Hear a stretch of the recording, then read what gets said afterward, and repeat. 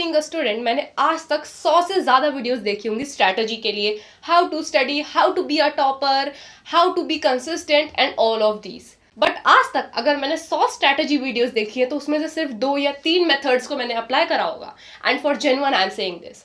But मैंने जब इतनी सारी स्ट्रैटेजी वीडियोस देखी तो वहां पे एक ही कॉमन फैक्टर था, बी कंसिस्टेंट। आपने बहुत सारे टीचर्स को सुना होगा कि be consistent, consistency is the key. घर जाके रोजाना रिवाइज करो।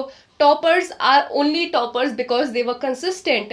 Consistency is the key for the whole year.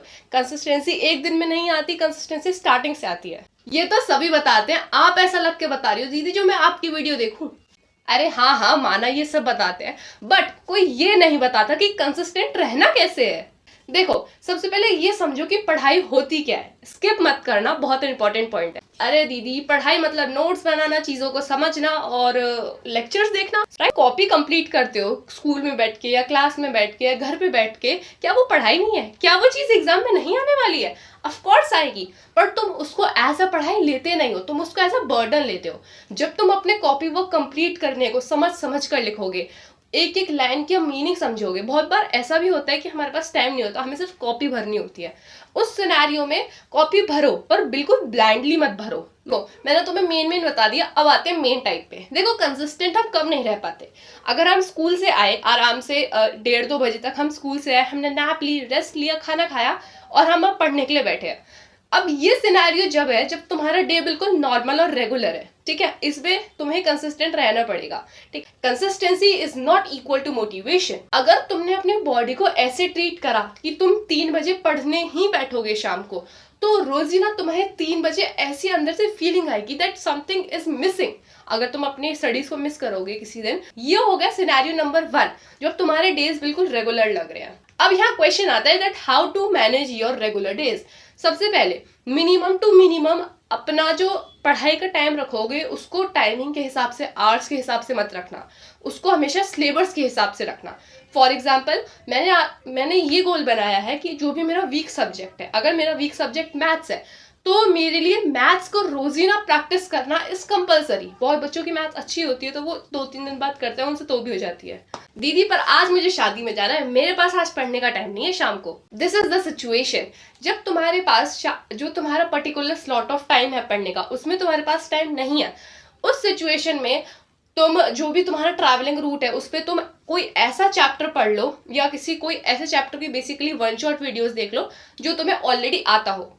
जो भी बेसिकली यहाँ पे तुम थ्योरी वाले सब्जेक्ट को चूज करना, ठीक है? कंसिस्टेंसी का मतलब यही होता है कि तुम रोजीना कुछ ना कुछ जरूर इन्फॉर्मेशन अपने दिमाग को दे रहे हो, चाहे फिर वो रिकॉल हो या फिर न्यू इन्फॉर्मेशन हो। अच्छा दीदी, अगर मैंने कोई फंक्शन सुबह से लेकर शाम तक अटेंड करा तो कब पढ़ाई करूंगी? और फिर थक भी तो जाऊंगी ना घर आके। ये बात भी बिल्कुल सही है। बहुत बार ऐसे सिनेरियोज होते हैं कि हम सुबह से लेकर शाम तक या मे बी रात तक बिजी रहते हैं। फर्स्ट सिचुएशन की एग्जांपल देती हूँ। सो ऐसी सिचुएशन में ज्यादा अपने ऊपर हार्श मत रहना। जो तुम्हारे लिए नीडेड हो सिर्फ उसी को पढ़ना और जो जरूरी हो उससे को ही पढ़ना होता है। जब हम कंसिस्टेंट रहने की कोशिश करते हैं तो बहुत बार सिनेरियोज बिल्कुल अपोजिट होते हैं। उसमें हम क्या होते हैं, बहुत कंफ्यूज हो जाते हैं कि अब हम पढ़ें या क्या नहीं पढ़ें। So this is how you should plan your day when you have hectic. So try to wake up early next morning. So तुम थोड़ा बहुत जब पढ़ सको या अपना इंपॉर्टेंट जो भी काम है उसके लेक्चर्स या कुछ भी लगा सको। ठीक है, आज का मेरा रेगुलर डे गया, पर आज मेरे पास बहुत सारा कॉपी वर्क है करने के लिए। मुझे कल उसको इमीडिएटली सबमिट करना है, तो मेरे पास पढ़ने का और नोट्स बनाने का तो टाइम बिल्कुल भी नहीं है। ऐसे सिचुएशन में सिंपली अपने कॉपी वर्क पे ज्यादा फोकस रखो, क्योंकि उसके भी at the end of the day number होते हैं। जैसे कि मैंने बताया, कॉपी वर्क ब्लाइंडली अगर तुम लिख भी रहे हो तो कहीं ना कहीं कॉन्सेप्चुअल नॉलेज रखो कि चैप्टर में है क्या, चैप्टर कहना क्या चाहता है। अब मेरी तबीयत बहुत खराब है, अब मेरे से पढ़ाई नहीं होगी, आज मैं कंसिस्टेंट नहीं रह पाऊंगी, मेरी तबीयत आज बहुत खराब है और शायद आने वाले 3 से 4 दिन रहेगी, तब बताओ क्या करूंगी? हर चीज का बहाना है ना तुम्हारे पास। देख, अगर ऐसी सिचुएशन है कि तू बिल्कुल ही बिस्तर में पड़ी हुई है, तेरे से उठा भी नहीं जा रहा, योर ब्रेन इज नॉट ब्रेनिंग, उस सिचुएशन में ब्लाइंडली एक 1 शॉट लेक्चर देख ले किसी ऐसे चैप्टर का जो तुझे आता हो या कोई नया चैप्टर, इट्स कंप्लीटली ऑप्शनल। कोई भी ऐसे चैप्टर का 1 शॉट देख ले, मैं तो कहूँ ब्लाइंडली देख ले, कुछ ना कुछ जरूर रिटेन होगा तेरे अंदर। सेकेंडली, अगर तुम्हारी सिचुएशन ऐसी है कि तुम बैठ के पढ़ सकते हो, इतनी बुरी नहीं है, तो मैं नहीं कह रही कि तुम 3 घंटे बैठ के पढ़ो, नो। अगर तुम्हारे अंदर आधा घंटा पढ़ने की भी हिम्मत है कि बस आधा घंटा मैं पढ़ सकती हूँ, इतनी ही मैं पढ़ सकती हूँ, तो आधा घंटा पढ़ो, बट आधे घंटे में ऐसा काम करो जो तुम्हारे लिए सबसे ज्यादा इंपॉर्टेंट हो। एंड ऑफ द डे कोई यूट्यूबर तुम्हारी हेल्प करने नहीं आएगा, तुम्हें खुद बुक खोल के खुद पढ़ना होगा। And that is your consistency. B consistent and B a topper next time you click on my videos.